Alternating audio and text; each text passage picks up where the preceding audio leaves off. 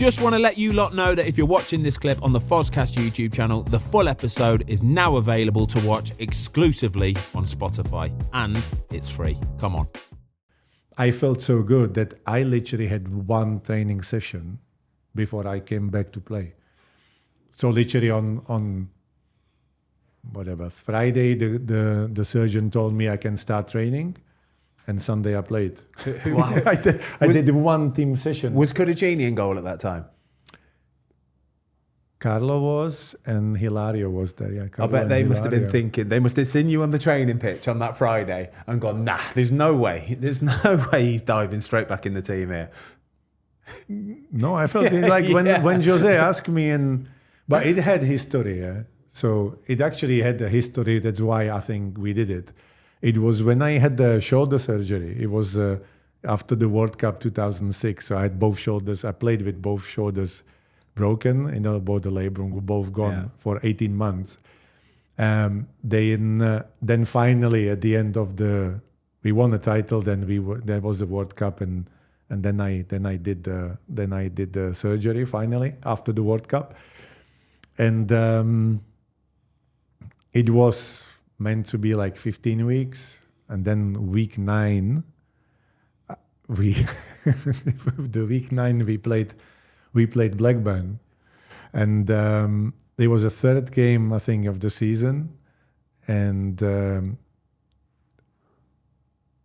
Jose was like, come on, can you? Because I think we lost in midweek at Middlesbrough. He was not happy, and then he was like, come on, how are you going? I said, Jose, it's like today the surgeon said that I can start diving, like kind of pushing and doing things.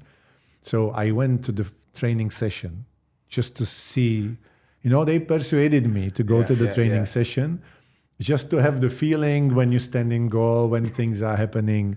So I went in there, and there was a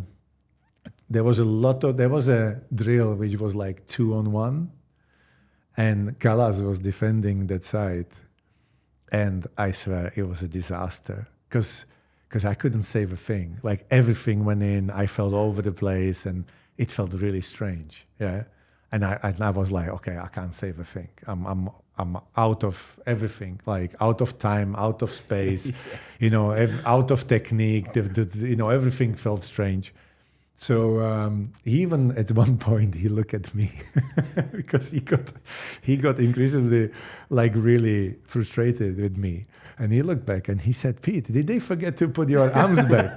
And then I look at him and I said, "Really, thank you very much, because I feel as bad as it gets, and they did really help me. You really helped me out." And he was joking about it, yeah. And then we went back in the dressing room, got changed. People went to the canteen to have lunch, and then we were supposed to travel. And Jose came to me and he said, "Well, I want you to travel." And I said to him, like, to do what? He said, "No, it will be nice that people, finally you're back. People see your face and you're in. It would be actually nice." And I said, "Okay, fine." So I called my wife and I said, "Listen, they want me to go." Basically grabbed my computer, and that was it. Was whatever I took, some computer just to entertain myself. They didn't pack anything, didn't worry about anything. Sat on the coat, they didn't even have the tracksuit, so I had to ask the kitman to give me the tracksuit. He said, "Listen, I don't have time to go home. Can you give me another tracksuit?" So he gave me the tracksuit to travel.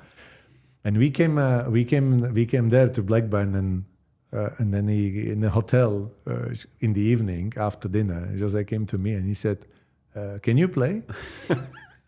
And I said to him, "No, like literally I'm week 9 out of 15.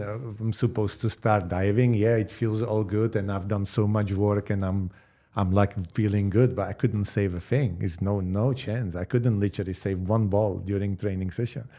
And he said, "Okay, fine, don't worry." So then we, in the morning, he looked at me, he goes like, And I said, no. He said, "Okay, fine." Then we had lunch, pretty much meal. I go and stuffed myself with food. And he was, you know how it goes, yeah? You're not playing. You sit on the stand. So you have 3 hours prior to the kickoff, you have the pre-match meal.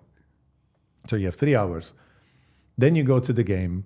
Then you watch the game. It's another 2 hours. By the time you get another food, it might be like 5-6 hours. So I'm thinking, okay, I don't want to starve, sit there, whatever. So I had food. I took a starter. I took a lunch. And then they had this like a little dessert. So I'm like, I'm even going to have a dessert. So I even had the dessert. I stuffed myself. And we went to the meeting before we left the hotel. And I sit at the back, literally feeling, oh my God, I've eaten too much. Like this was way too much. And then I sit at the back, not paying attention to anything. And then he turns the flip chart and I'm in goal. And you have everyone in the room turning, look, and I said, everyone was looking at me. And I sat there and I'm like, and I'm thinking, my God, he really put me in. And then I look at, and I'm thinking, okay, this is going to be interesting. Because first I thought, okay, it's impossible. Secondly, I'm like, I didn't pack anything. I'm stuffed with food. I can literally barely move. And I'm thinking, okay, I didn't say anything. I just sat there, let everybody look. And every time people go like, and I'm like, and we went to the game, 1-0. At 0-0, I made a big save from, I think Benny McCarthy had one on the kind of cross coming in controls 1-on-1. And I saved it with my leg. Then we went a couple of minutes after we scored, and then we won, clean sheet.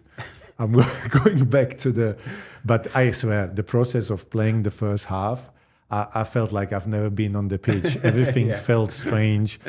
I felt out of time. And when I look back, when you look at this, there was nothing wrong, but the feeling I had was absolutely terrible. So did Jose do that on purpose? Because he didn't want you to overthink it, or?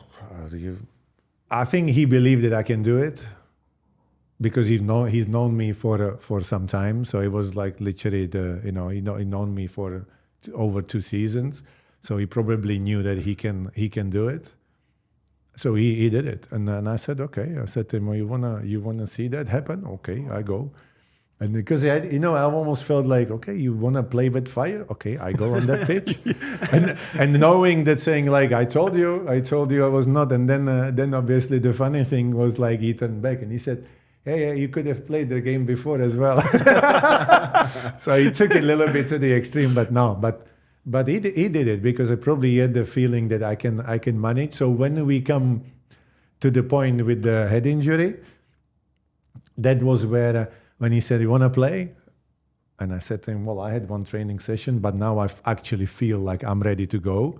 So then I said to him, yes, that's why I went. I think my wife was not happy. That was the person who, when I said, I'm traveling to Liverpool, she goes like, are you're not playing, no, don't you? And I said to her, no, don't worry, just to be with the team. And then he said, oh, no, I've heard that before. Yeah, I've seen this before. What was that? What did that Liverpool game go like? Well, we lost 2-0. It was okay. I made a couple of saves and I felt quite okay.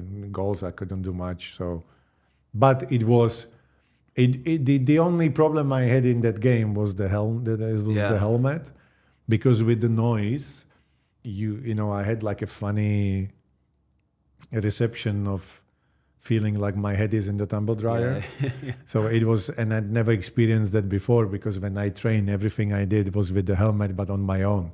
So you don't really get the 45,000 at the time, whatever on-field capacity was. You don't really get the noise of 45,000 people in a big game. So that was one of the issues I was fighting through the game, but then I got used to it, and then it was all fine. Thanks everybody for watching. We hope you enjoyed this clip of the Fozcast. If you would like to watch the full episode, it is now available exclusively on Spotify for free.